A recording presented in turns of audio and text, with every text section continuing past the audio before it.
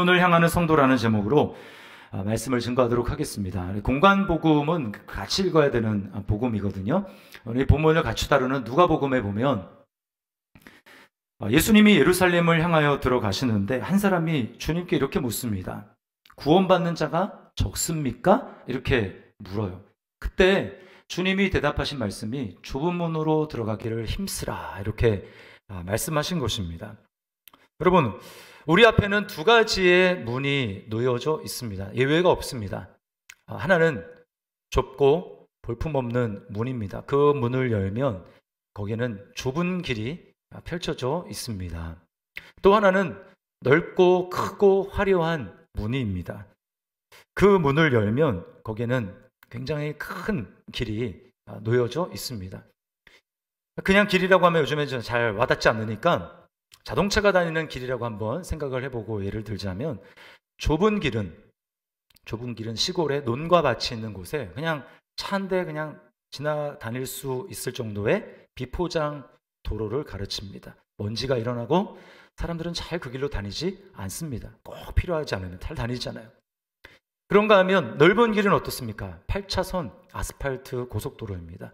그 고속도로는 차들이 쌩쌩 다니고 많은 사람들이 편리하기 때문에 다니는 길이에요. 그러나 주님께서는 오늘 뭐라고 말씀하시냐면 얼마나 좋은 길이냐, 얼마나 편한 길이냐라고 하는 것보다 더 중요한 건 뭐냐면 그 길 끝에 무엇이 있는가라고 하는 것입니다. 좁은 길은 사람들이 찾지 않고 불편한 길이지만 그 길 끝에는 영생이 있다고 말씀을 합니다. 반면에 넓은 길, 사람들이 많이 가고 유행을 타고 모든 사람들이 그 길로 가지만 그 길 끝에는 멸망이 있다라고 주님이 말씀을 하세요. 그러므로 여러분, 우리는 성도라면 좁은 문으로 들어가야 하고 좁은 문으로 들어갈 뿐만 아니라 좁은 길로 가기를 힘써야 합니다. 그것이 성도의 길이에요. 다른 길은 없습니다. 지금 한 2달쯤 됐나요?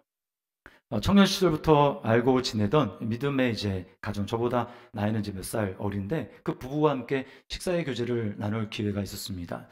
근데 이제 그 친구가 고민이 있다고, 자기가 요즘에 고민이 있는데 그건 뭐냐면 자기가 아무리 요즘에 생각을 해보면 그냥 교회 다니는 성도들 중에 많은 사람들이 천국에 가지 못할 것 같다는 거예요. 그래서 자기는 고민이 된다라고 이야기를 했습니다. 제가 그 대화를 참 나누는 가운데 참 마음이 기뻤어요. 왜냐하면 성령님이 진지한 그런 고민을 허락해 주시고 자기 신앙에 대해서 돌아볼 수 있는 그런 마음 주신 것, 그리고 바로 깨닫고 있는 그 우리 형제에 대해서, 그 부부에 대해서 참 감사했습니다.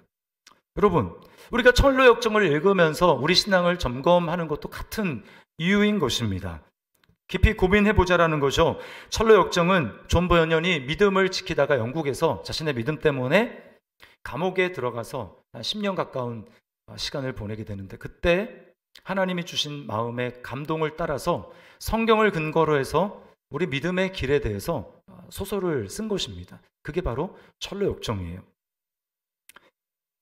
그 철로 역정의 주인공은 한 가정의 가장입니다. 남자인데 이 사람이 손에는 한 책을 들고 그 다음에 그 배낭, 큰 무거운 배낭을 어깨에 메고 있습니다. 그리고는 자기 집을 등지고는 울부짖습니다. 울부짖어요.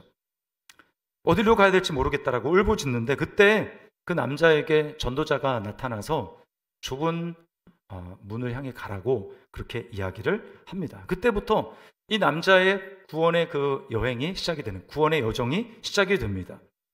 이 사람은 여행의 끝에 결국 천사들의 영접을 받으면서 하나님이 지으신 천성에, 천국 도성에 안으로 들어가게 됩니다. 그런데요, 이 사람이 걸은 그 모든 그 길을 봤을 때 공통점 딱 한 가지 얘기를 한다면 그것은 좁고 불편한 길이었다라는 거예요. 처음부터 끝까지 그렇습니다. 그런데 반면에 처음에 그 길을 같이 가는 듯 했지만 어느 순간에 보이지 않는, 길에서 사라져버리고 나중에는 뒤를 돌아봐도 그 길에 없어진 그 사람들의 특징은 넓은 길로 갔다라는 거예요. 불편한 길을 버리고 넓은 길로 갔다라는 것입니다. 자, 우리는 오늘 본문에서 주님이 우리에게 분명하게 하시는 말씀을 듣게 됩니다. 우리는 좁은 문으로 들어가라. 좁은 길을 걸어가라. 라고 말씀을 하고 있어요. 자, 그러면 좁은 문으로 들어간다, 좁은 길을 걷는다라는 건 도대체 어떤 삶인 건가? 어떻게 하는 것이 좁은 문으로 들어가서 좁은 길을 걷는 것일까? 첫 번째는 좁은 길은 성경을 지도로 삼아 걷는 길입니다. 여러분, 여행에는 반드시 지도가 필요합니다. 오늘날 내비게이션이 있지만 내비게이션도 그 안에 이미 지도가 들어가 있는 것이죠. 지도가 없다면 우리는 길을 헤매게 되고 목적지에 도달할 수가 없게 됩니다. 전도자는 그 구도자가 되어서 길을 찾아가는 그 사람에게 좁은 문으로 가라고 합니다. 저기 좁은 문이 보입니까? 그리로 가십시오. 이 사람이 제 눈에는 좁은 문이 안 보입니다. 이렇게 얘기를 합니다. 아직 거듭나지 않아서 그래요. 그러자 그 전도자가 이렇게 얘기합니다. 그렇다면 저만치 보이는 환한 빛은 보입니까? 라고 물어봅니다. 그랬더니 보이는 것 같습니다. 여러분, 그 환한 빛, 저기 보이는 그 환한 빛, 그것은 바로 하나님의 말씀인 성경을 나타내는 거예요. 시편 119편 105절에서 다윗은 이렇게 고백합니다. 우리 같이 한번 읽어볼까요? 시작. 주의 말씀은 내 발의 등이요 내 길의 빛이니이다. 어두운 세상을 환하게 밝혀주어서 어느 곳으로 가야 될지, 어느 것이 길이고 어느 것이 진리인지 우리에게 유일하게 밝혀주는 빛이 있다면 그것은 바로 하나님의 말씀인 성경밖에 없다라는 거예요. 문제는, 중요한 것은 지도인 하나님의 말씀이 보여주는 길로 실제로 정말 가고 있는가? 그 길을 순종하며 걸어가고 있는가? 라고 하는 게 중요합니다. 아무리 성경은 하나님의 말씀이지, 성경은 진리지, 성경은 빛이지 머리로 동의한다고 해도 그 말씀에 순종하며 걸어가지 않는다면 여러분, 그것은 좁은 길로 걸어가는 삶이 아니라는 것입니다. 좁은 길로 걸어간다는 것은 하나님의 말씀을 신천하며 그 말씀에 순종하며 살아가는 삶이라는 거예요. 저는 이제 그 언더우드 선교사가 지은 그 대학교에서 캠퍼스 생활을 했었습니다. 거기 이제 그 기독교 재단이다 보니까 그 학교를 어떻게 들어왔던지 상관없이 졸업을 하려면 반드시 두 가지를 해야 됐어요. 첫 번째는 기독교 교양 필수 그 과목을 들었어야 됐습니다. 학점은 잘 기억이 안 나요. 몇 학점이었는지. 근데 어쨌든 그 과목을 반드시 이수를 해야 됩니다. 또 하나는 8학기 중에서 4학기는 반드시 일주일에 한 번 체풀을 해야 됩니다. 누가 와서 강사를 하던 상관없이 그 체풀을 드렸어야 됐어요. 근데 제가 보면 대부분의 사람들은 그 체풀 시간에 예배하지 않습니다. 그냥 앉아서 고개를 떨구고 잠을 자거나 아니면 다음 시간에 있을 수업에 미처 하지 못한 숙제를 막 그 시간에 열심히 합니다. 저는 한번 생각을 해봐요. 얼마나 많은 사람이 그 거쳐가며 체풀을 하고 그리고 기독교 교양 수업을 들었지만 거기서 정말 구원의 길이란 무엇인가? 정말 나를 구원의 길로 이끄는 진리는 무엇인가? 그것을 정말 진지하게 탐구하면서 성경을 읽고 예수님을 알아간 사람은 얼마나 됐을까? 그래서 예수님을 정말 만난 사람은 얼마나 될까? 제가 잘은 알지 못하지만 저는 거의 없을 거라고 생각을 합니다. 사람들을 보면 알아요. 거의 없을 거라고 생각을 합니다. 여러분, 오늘날도 마찬가지 아닙니까? 오늘날 너무나 많은 사람들이 교회를 다님에도 불구하고 기독교는 그냥 여러 종교들 중에서 가장 고상한 종교지. 또 성경은 기독교 중에서 고전 중에 고전이지 라고 이야기를 할 뿐 그 말씀에 대해서 진지하게 탐구하면서 전도자의 안내를 받고 길을 걸어갔던 그 구도자처럼 그 사람이 손에 들고 있었던 책 한 권은 바로 성경이었어요. 진지하게 탐구하지를 않습니다. 일주일에 한번 예배 드리는 것이 마치 그거 하지 않으면 학교를 졸업하지 못하니까 어쩔 수 없이 자리에 앉아서 예배 드리는 것처럼, 여러분 혹시 그렇게 예배를 드리고 있지는 않습니까? 여러분은 어떤 마음을 가지고 이 자리에 와서 하나님께 예배하고 있습니까? 하나님을 의식하는 것 없이 습관적으로 자리에 앉아 있지는 않습니까? 진지하게 성경을 통해서 구원의 길을 알아가고 그 길을 걸을 때 약속된 하나님만이 주실 수 있는 기쁨과 평안을 여러분 이전보다 더 풍성하게 누리고 있습니까? 그리고 하나님의 나라가 예전에는 정말 너무나 희미해서 정말 있는지 없는지 모르겠지만 이제 내가 신앙생활을 5년 하고 10년 하고 나는 그때보다 하나님의 나라가 더 선명하다. 내가 지금 가고 있는 길이 어딘지 나는 더 분명히 알고 있고 그 길이 나에게 더 가까워졌다. 여러분, 이런 확신을 가지고 신앙생활을 하고 있습니까?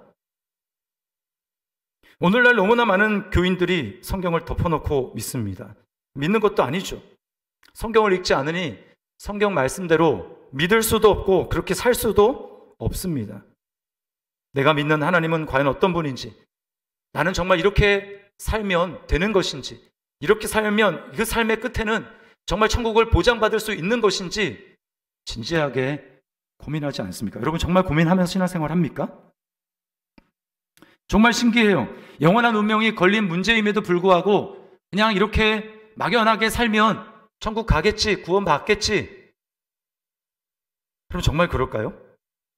오늘 조문으로 들어가라고 하신 주님은 사실은 우리가 14절까지만 읽었지만 15절부터도 연결되는 말씀입니다. 갑자기 거짓 선지자 얘기를 하세요. 거짓 선지자. 거짓 선지자가 누굽니까? 전혀 예수님과 상관없음에도 불구하고 자기는 믿고 있다고 착각하는 그런 사람들입니다. 자기는 하나님에 대해서 알고 있고 성경을 알고 있다고 착각하는 사람들이에요. 그런 사람들에게 주님은 이렇게 경고하십니다. 21절 말씀 우리 함께 읽어보겠습니다. 시작. 나더러 주여 주여 하는 자마다 다 천국에 들어갈 것이 아니요 다만 하늘에 계신 내 아버지의 뜻대로 행하는 자라야 들어가리라. 이 말은 우리의 공로로 들어간 천국에 들어간다는 얘기가 아닙니다. 예수님의 은혜로 그것을 믿음으로 내가 천국에 들어간다는 걸 믿지만 그것은 값싼 구원이 아니라 내게 엄청난 구원을 허락해 주셨기 때문에 이 길은 너무나 귀한 길이기 때문에 그 길에 마땅히 내가 순종하며 나갈 것, 내가 버려야 될 것들은 버리며 내가 그 길을 가겠습니다. 그것이 나에게 가장 중요하기 때문에 그래서 순종하며 나간다는 거예요. 여러분, 아담과 하와가 하나님께 범한 죄의 핵심은 무엇입니까? 불순종입니다. 그들은 하나님의 말씀에 정면으로 도전했습니다. 선악을 알게 하는 나무의 열매를 먹지 말아라. 선악을 알게 하는 나무가 뭡니까? 선악을 내가 판단하는 거예요. 선악을 유일하게 판단하실 수 있는 분은 하나님밖에 없습니다. 그분은 전지하신 분이기 때문에 모든 것의 전후사정을 알고 있고 모든 것의 동기를 알고 계신 그분만이 이건 선이다 악이다 라고 말씀을 하실 수 있어요. 그러나 우리가 경험을 통해서 알지 않습니까? 어떤 것을 정말 선이라고 생각했는데 나중에 알고 보니까 정말 악한 것이 있습니다. 그리고 어떤 것을 악이라고 생각했는데 나중에 알고 보니까 오히려 이게 선에 더 가까운 그런 것들을 여러분 우리가 점점 인생의 연륜이 깊어지면서 경험하게 되지 않습니까? 그럼 뭘 얘기를 하는 거예요? 우리 인생은 선과 악을 정확하게 알지 못한다라는 거예요. 하나님만이 그것을 절대적으로 판별하시며 이것이 선이다, 이것이 악이다, 그러므로 너희는 이 길로 가야 된다 라고 말씀하실 때 우리는 그 길을 순종하며 걸어가야 된다는 것입니다. 그러나 여러분, 아담과 하와가 범한 죄가 무엇입니까? 자기가 판단했어요. 하나님도 판단합니다. 하나님의 말씀도 판단합니다. 여러분, 정말 우리가 하나님을 하나님으로 믿는다면 우리는 그 말씀을 그냥 그대로 받아들여야 돼요. 그것이 내 생각에 맞든 안 맞든 기분이 좋든 안 좋든 판단하지 말고 그 말씀을 그대로 순종하며 가야 됩니다. 그것이 하나님이 원하시는 삶이에요. 그러나 오늘날 어떻게 합니까? 이건 불가능하지. 내가 생각할 때 이건 아닌 것 같아. 이건 너무 나한테 과한 것 같아. 내가 느끼기에 이건 나한테 별로 좋지 않은 것 같아 라고 하면서 우리는 하나님의 말씀을 내가 판단합니다. 여러분, 하나님은 우리에게 판단받을 존재가 아니세요. 하나님의 말씀은 우리의 판단을 받은 그런 존재가 아니라는 것입니다. 지난 주에 송구영신 예배를 우리가 드렸잖아요. 그때 우리가 말씀을 뽑았습니다. 말씀을 뽑고 그리고 지난 주에 그 가족들이 모여가지고 무슨 말씀을 뽑았고 그 말씀이 나에게 어떤 의미가 있는 것 같은지 우리가 좀 대화를 나누는 시간을 가졌어요. 근데 참 놀랍더라고요. 하나님이 어떻게 그렇게 딱 필요한 말씀을 정말 각자에게 주셨는지 정말 놀라웠습니다. 저는. 그런데요, 신기한 건 뭐냐면 우리 애들은 그렇게 생각하지 않더라는 거예요. 아영이가 그 말씀을 뽑고 건이도 그 말씀을 딱 뽑았습니다. 그런데요, 아영이는 나는 건이가 뽑은 말씀이 더 좋아 보여. 그게 나한테 꼭 맞는 말씀 같아. 건이는 누나가 뽑은 말씀을 보면서 저걸 내가 뽑았어야 되는데 이러고 있습니다. 제가 봤을 때는 둘에게 너무나 꼭 맞는 말씀인데 서로 내가 저걸 뽑았어야 되는데 뭘 보여주는 겁니까? 지금 내가 뽑은 나에게 주신 말씀이 최선이 아니라는 거예요. 이거 말고 저거요 저거 이거 말고 저거요.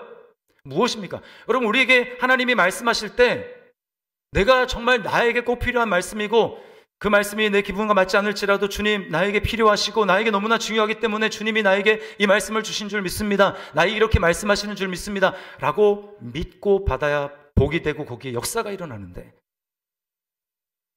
안 믿는 거예요. 별론데? 별로 안 맞는데? 믿지도 않는 말씀에 어떻게 여러분 역사가 일어나겠습니까? 다 걸러내고 내 판단으로 이건 아닌 것 같고 이건 이래서 아닌 것 같고 다 이렇게 빼고 무슨 하나님의 말씀이 그런 게 있습니까? 그러니까 뭐 아무런 일도 일어나지 않는 거예요. 여러분, 2023년 우리는 새롭게 결단을 해야 합니다. 무슨 결단입니까? 이제는 내 생각이 아니라 하나님의 말씀에 내가 순종하며 걸어가는 2023년이 돼야 되겠다. 다시 성경 통독을 여러분 도전하시고요. 말씀 암송 도전하시고 하나님 말씀 묵상하는 거 도전하시고 말씀을 보지 않는데 어떻게 우리가 하나님의 뜻대로 살아가겠습니까? 내 생각대로 살아가면서 나는 믿음 생활하고 있지 혼자 착각하는 거예요. 말씀을 제쳐두면 반드시 내 생각대로 살아가게 되고 그 삶은 좁은 길로 가는 삶이 아니라 멸망하는 넓은 길로 가는 삶이라는 것을 우리는 기억해야 합니다. 자, 두 번째는 좁은 길은 자신이 비참한 죄인임을 깨닫는 길입니다. 철로 역정의 주인공인 이 구도자는요, 이 책을 펼쳐서 읽는데 너무나 마음이 괴롭습니다. 눈물을 쏟고 몸을 덜덜 떨면서 큰 소리로 부르짖습니다. 도대체 어떻게 해야 하는가? 도대체 어떻게 해야 구원을 받을 수 있는가? 부르짖습니다. 여러분, 이렇게 부르짖었던 사람이 성경에 나오죠? 오순절날 예배하기 위해서 예루살렘으로 왔던 많은 유대인들입니다. 그들은 베드로가 성령 충만해서 예수 그리스도의 복음을 증거하는 설교를 듣고 그들은 마음이 찔렸어요. 베드로가 뭐라고 얘기합니까? 너희가 십자가에 못 박아 죽인 예수를 하나님이 주와 그리스도가 되게 하셨느니라. 그러자 그들이 마음속에 막 양심에 찔렸어요. 내가 예수를 죽였구나. 사도행전 2장 37절 말씀이 이렇게 얘기합니다. 그들이 이 말을 듣고 마음에 찔려 베드로와 다른 사도들에게 물어 이르되 형제들아 우리가 어찌할꼬 하거늘. 여러분, 우리는 하나님의 말씀인 성경을 읽으면서 내가 지금 살아가고 있는 이 세대가 하나님의 진노를 쌓고 있는, 하나님의 진노를 일으키는 악한 세상이라고 하는 것을 우리는 실감해야 됩니다. 그리고 거기에 살아가고 있는 나도 이 세상과 그렇게 다르지 않구나 라고 하는 것을 깨닫고 우리는 자신에 대해서 자신의 죄를 발견하고 우리는 괴로워해야 됩니다. 이 구도자는 견딜 수 없어서 식구들에게 자신의 마음을 이렇게 털어놓습니다. 여보, 얘들아, 날 괴롭히는 이 진보다리가 점점 더 커지고 무거워지는 바람에 정말 견딜 수가 없어. 소문엔 하늘나라에서 불덩이가 쏟아져서 우리가 사는 이 도시를 잿더미로 만들 거라는데 그렇게 되면 우린 너나 없이 죽은 목숨이 될 거야. 도망갈 길을 찾지 못하면 우린 죽은 목숨이나 다름없어. 여러분 진지하게 이 시간 하나님 앞에서 여러분의 자신의 마음에게 질문해 보시기 바랍니다. 여러분은 자신이 정말 하나님 앞에 죄인이라고 인정합니까? 하나님 앞에서 정말 자신이 비참한 죄인이라는 사실에 대해서 자기 자신에게 그런 모습으로 직면한 적이 있습니까? 물론 사람마다 예수님을 만나는 모습은 다양합니다. 어떤 사람은 하나님의 사랑을 더 깊이 처음부터 만나는 경우도 있어요. 그래서 경험할 수도 있습니다. 그러나 중요한 건 말씀 앞에 섰을 때 우리는 언젠가는 어느 시기엔가는 자신이 이러한 존재라는 것을 깊이 자각하고 그것 때문에 괴로워하는 모습이 필요하다는 것입니다. 저는 우리 세대가 갈수록 죄의식에 대해서 희미해져가고 있다는 사실을 피부로 절감하고 있습니다. 하나님을 하나님으로 인정하지 않고 대우하지 않는 것이 죄입니다. 이거는 하나님을 심각하게 무시하는 거예요. 제가 지난 주에 며칠 전입니다. 며칠 전에 이제 그 딸 아이가 거의 맨날 방 안에 들어가서 있고 뭐 문 잠그고 있고 그랬는데 그날은 거실에 나와 있었어요. 그래서 제가 대화를 좀 하려고 이렇게 거실 옆에 앉았습니다. 그리고는 제가 뭐 이것저것을 물어봤어요. 그런데 별로 성의가 없이 대답을 합니다. 제가 한 5가지 질문을 하면 한 2가지 정도 대답을 할까 말까. 그것도 매우 성의 없이. 대화를 하려면 얼굴을 봐야 되잖아요. 얼굴도 안 보고 앞에 있는 스마트폰만을 계속 만지작거리면서 굉장히 성의 없이 제 얘기를 합니다. 제 속에서 이렇게 화가 올라오기 시작했어요. 막 화가 올랐어요. 근데 끝까지 그런 태도를 일관을 했습니다. 제가요 너무 열받아가지고 보고 있는 핸드폰을 뺏어가지고 집어 던졌습니다. 물론 깨지지 않을 것을 제가 염두에 두고 조절해서 던졌어요. 최근 한 몇 년 동안 제가 그렇게 화를 표출한 적이 없었던 것 같아요. 너무 화가 나더라고요. 너무 화가 나요. 여러분, 제가 화가 나는 것은 너무나 자연스러운 것입니다. 왜 그럴까요? 아빠를 아빠로 대우하지 않는, 인격적으로 대우하지 않는 거기에 대해서 제가 정당한 분노를 내는 거죠. 물론 제가 뭐 핸드폰을 집어넣은 게 옳으냐, 그건 또 다른 문제일 수 있겠지만 제 안에 일어나는 분노는 정당한 분노예요. 하나님도 마찬가지입니다. 여러분, 하나님의 진노는 하나님이 하나님 자신이 하나님으로 대우받지 못하고 무시당하기 때문에 표출하는 매우 의롭고 정의로운 감정이 바로 하나님의 진노입니다. 여러분은 하나님을 하나님으로, 하나님을 정말 주인으로 인정하고 그렇게 대접하고 있습니까? 그분의 말씀에 귀를 기울입니까? 그분을 경외하고 있습니까? 예수님을 믿었으면 정말 그분의 말씀에 순종하기 위해서 여러분의 하나님 없이 살려고 하는 그 죄성과 끊임없이 싸우면서 애쓰면서 그렇게 살아가고 있습니까? 만약 전혀 그런 노력이 없으면서 성경에서 하나님은 사랑이라고 말씀하시잖아. 그렇게 해서 내가 어떤 모습으로 살든지 하나님 무조건 나에게 상냥하게 나를 사랑할 것이라고 생각한다면 여러분, 그것은 여러분의 착각입니다. 주님은 우리를 사랑하시지만 사랑을 표현하는 방식은 매우 다양해요. 우리가 하나님의 뜻을 벗어나서 그렇게 살고 있음에도 주님은 우리에게 상냥하게 그렇게 말씀하시지 않습니다. 매우 무섭게 책망하시면서 회개할 것을 말씀하시는 것이 주님의 사랑이에요. 그것이 주님의 사랑입니다. 요한계시록에 보십시오. 7교회가 나오지 않습니까?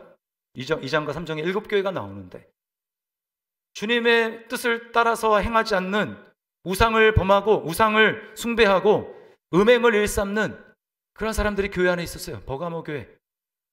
주님이 뭐라고 얘기합니까? 무섭게 경고하십니다. 회개하라. 그리하지 아니하면 내가 네게 속히 가서 내 입의 검으로 그들과 싸우리라. 싸우신대요, 주님이. 여러분, 주님의 입의 검으로 싸움을 감당할 사람이 있습니까? 우리 가운데 아무도 없죠. 이게 주님의 사랑이에요. 돌이켜야 되니까. 멸망의 길로 가면 안 되니까.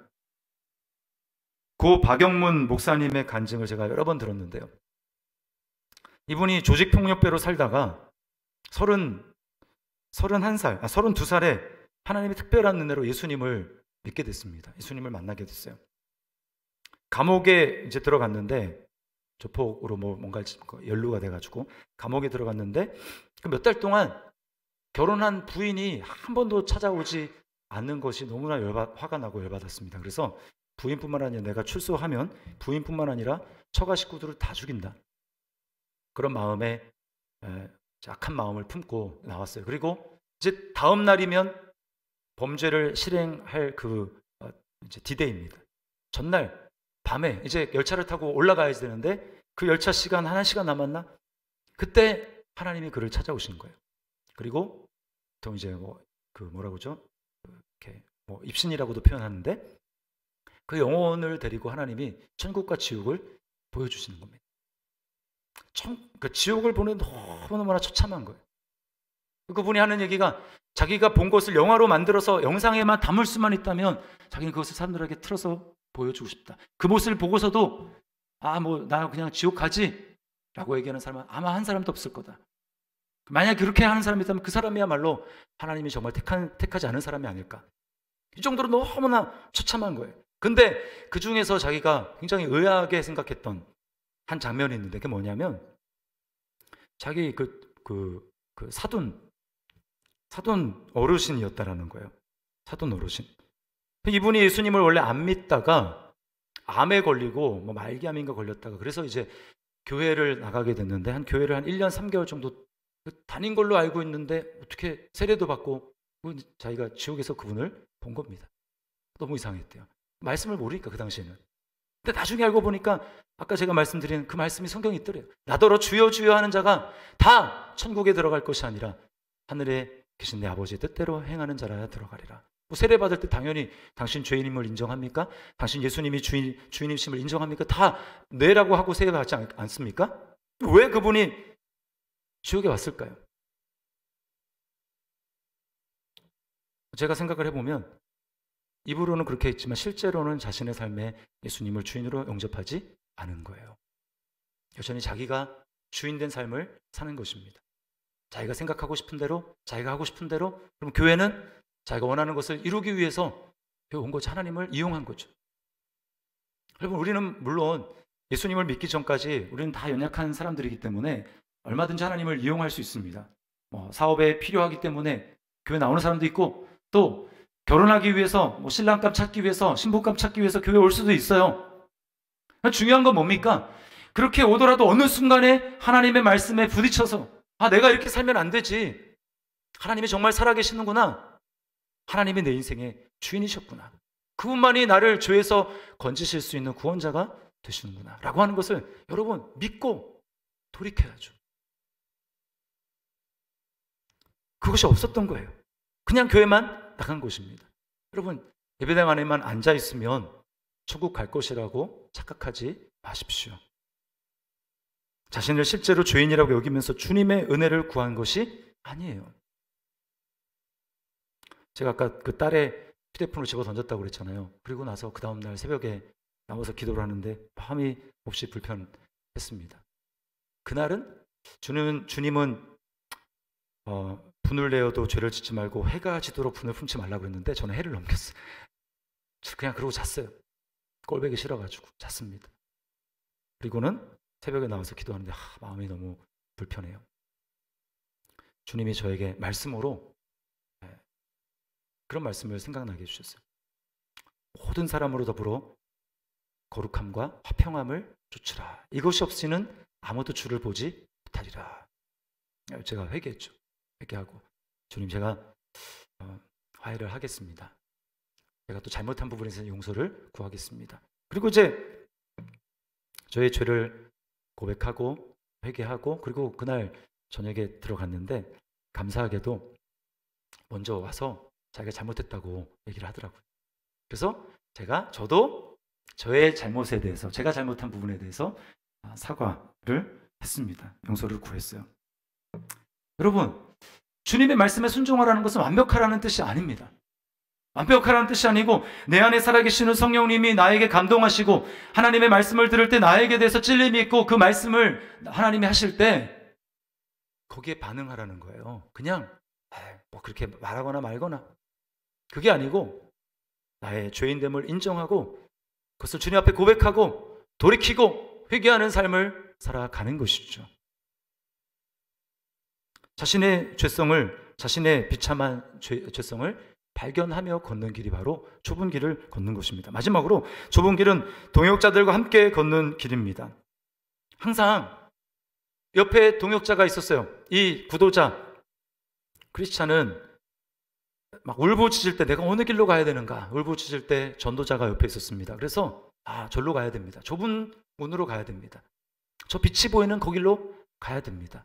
옆에서 알려주는 사람이 있었어요. 그러다가 이제 걷다가 또 이 낙담이라고 하는 늪에 빠지게 됩니다. 그러자 헬프라고 하는 사람, 도움이라고 하는 사람이 나타나서 손을 내밀어 도와줍니다.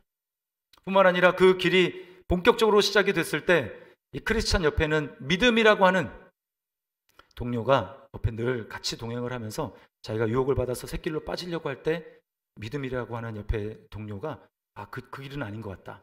우리가 이 길로 가야 될 것 같다. 라고 얘기를 해서 계속해서 바른 길을 갈 수 있도록 합니다. 그리고 허망의 시장, 허영의 시장이라고 하는 곳에 도착해서 결국 믿음이라는 사람이 동료가 순교를 하게 되는데 그 순교한 다음에도 소망이라고 하는 사람이 그 이후에 길동무가 되어서 천성에 들어가는 그날까지 계속해서 그 길을 같이 가요. 여러분, 신앙생활은 혼자 하는 게 절대 아닙니다. 나는 얼마든지 혼자 신앙생활 잘할 수 있습니다. 나는 그냥 예배만 나와서 예배 드리고 돌아가고 그 다음에 한 주간은 혼자 얼마든지 나는 신앙생활 할 수 있습니다 라고 생각한다면 그렇게 생각하는 것 자체가 지금 마귀에게 속고 있는 거예요. 사단은 누구를 노립니까? 혼자 신앙생활하는 사람을 노립니다. 그리고 평생 그렇게 속고 살아가도록 하는 거예요. 우리는 방학이지만 꾸준히 성도들 간에 말씀을 중심으로 삶을 나누고 서로 기도하고 권면해야 될 이유가 여기 있는 거예요. 우리는 다 연약하기 때문에 혼자는 잘 가는 줄 알지만 절대 잘 가지 않습니다. 히브리서 10장 24, 25절을 세 번역으로 우리 같이 한번 읽어보도록 하겠습니다. 시작. 그리고 서로 마음을 써서 사랑과 선한 일을 하도록 격려합시다. 어떤 사람들의 습관처럼 우리는 모이기를 그만하지 말고 서로 격려하여 그날이 가까워 오는 것을 볼수록 더욱 힘써 모입시다. 아멘. 더욱 힘써 모입시다. 여러분, 우리가 좁은 문으로 들어가야 될 궁극적인 이유가 있다면 그것은 예수 그리스도가 자신이 바로 좁은 문이시기 때문에 그렇습니다. 예수님이 좁은 문이에요. 그러므로 예수님이 좁은 문으로 들어가라 라고 하는 것은 나를 통해서 들어가라. 좁은 길을 걸으라. 내가 가는 길을 걸으라 라고 하는 거예요. 여러분, 주님을 생각해 보십시오. 주님 일평생 걸었던 길을 생각을 해 보십시오. 주님이 언제 넓은 길, 넓은 문 간 적이 있으십니까? 한 번도 없어요. 아버지의 뜻에 순종해서 그 하늘의 보좌를 버리시고 낮은 이 땅에 구원을 위해서 오신 그 순간부터, 성육신하신 그 순간부터 십자가에 달리셔서 아버지의 뜻을 이루기까지 주님은 계속해서 좁은 문 그리고 좁은 길을 걸으셨습니다. 그리고 그 길 끝에는 뭐예요? 하나님 보좌 우편이었어요. 그러므로 예수님을 정말 주인으로 믿는다면, 예수님을 믿어서 예수님과 연합된 존재라면 그 주님이 좁은 문이시고 좁은 길을 평생 걸어가셔서 아버지 우편에 앉으셨다고 하는데 어떻게 나는 넓은 길을 가면서 이 길 끝에는 내가 예수님을 만날 수 있겠지. 내가 넓은 길을 가도 내가 그냥 적당하게 이렇게 살아도 나는 천국 갈 수 있겠지. 여러분, 착각입니다.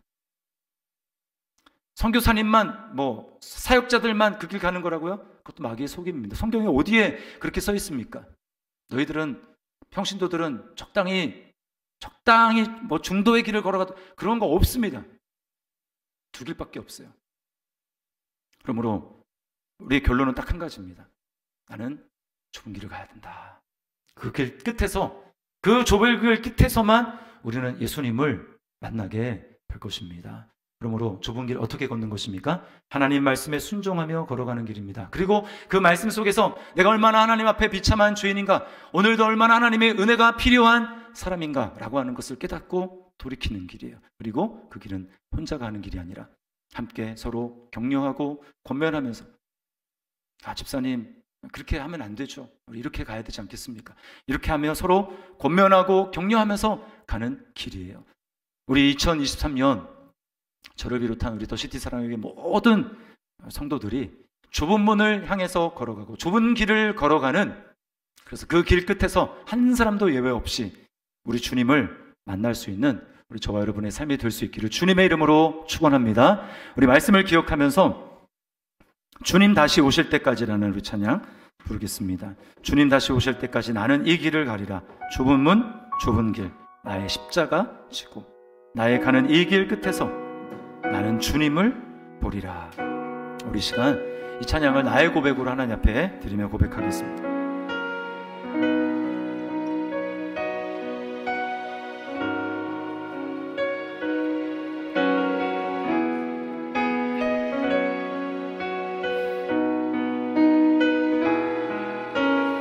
주님 다시 오실 때까지 나는 이 길을 가리라. 좁은 문, 좁은 길, 나의 십자가 지고, 나의 가는 이 길 끝에서, 나의 가는 이 길 끝에서 나는 주님을 보리라. 영광의 내 주님, 나를 맞아주시리. 주님 다시 오실 때까지 나는 일어나 달려가리라. 주의 영광 온 땅 덮을 때 나는 일어나 노래하리. 내 사모하는 주님, 내 사모하는 주님, 온 세상 구주시라. 내 사모하는 주님, 영광의 왕이시. 우리 처음부터 다시 한번 고백합니다. 주님 다시 오실 때까지, 주님 다시 오실 때까지 나는 이 길을 가리라. 좁은 문, 좁은 길, 좁은 문, 좁은 길, 나의 십자가 지고 나의 가는 이 길 끝에서 나는 주님을 보리라. 영광의 내 주님, 영광의 내 주님, 나를 맞아주시리. 주님 다시 오실 때까지 나는 일어나 달려가리라. 주의 영광 온 땅 덮을 때 나는 일어나 노래하리. 내 사모하는 주님, 온 세상 구주시라. 내 사모하는 주님, 영광의 왕이시. 내 사모하는 주님, 내 사모하는 주님, 온 세상 구주시라. 내 사모하는 주님, 영광의 왕이시라. 우리 말씀을 기억하면서 회개하고 또 결단하면서 우리 기도했으면 좋겠습니다. 여러분은 지금 어느 길을 걸어가고 있습니까? 중요한 것은 깨닫고 돌이키는 것입니다. 예수님은 스스로가 좁은 문이셨고 또 평생 좁은 길, 십자가를 앞에 두고 걸어가셨어요. 그러므로 여러분, 날마다 아무든지 나를 따라오려거든 날마다 자기를 부인하고 자기 십자가를 지고 나를 따라올 것이니라고 하는 것은 누구 특정 사람에게만 얘기한 거 아닙니다. 선교 지로 나가라는 얘기도 아닙니다. 날마다 내 생각대로 내 욕심대로 살고자 하는 그 나를 십자가에 못 박고 하나님의 말씀에 순종하는 삶을 살아가라는 거예요. 그 삶의 형태가 선교로 나타날 수도 있고요. 그 삶의 형태가 누구를 용서하는 삶으로 나타날 수도 있고요. 중요한 건 뭡니까? 하나님의 말씀에 순종하며 걸어가는 길이야말로 좁은 길이라는 것입니다. 그리고 나 자신의 모습이 정말 비참한 죄인이라는 것을 깨닫는 것. 그래야 우리는 겸손하게 날마다 주님 앞에 엎드려 주님의 은혜를 구하며 살아갈 수 있어요. 다 된 줄로 생각하지 마십시오. 선줄로 생각하는 자는 넘어질까? 조심하라. 바울 사도도 아직 잡은 줄로 여기지 않는다고 말을 했습니다. 그리고 이 길은 같이 가는 길입니다. 서로 주님, 내가 서로 독려하며 모이기를 힘쓰며 주님 오실 그날까지 내가 좁은 문을 향하여 또 좁은 길을 걸어갈 수 있는 제가 될 수 있도록 주여 은혜를 베풀어 주시옵소서. 나의 길 끝에 영광의 주님을 배우는 그날까지 그런 삶을 살아갈 수 있도록 주여 역사하여 주옵소서. 우리 시간에 같이 한번 우리 한 목소리로 기도하며 결단하며 나가도록 하겠습니다. 기도하시겠습니다. 하나님 아버지,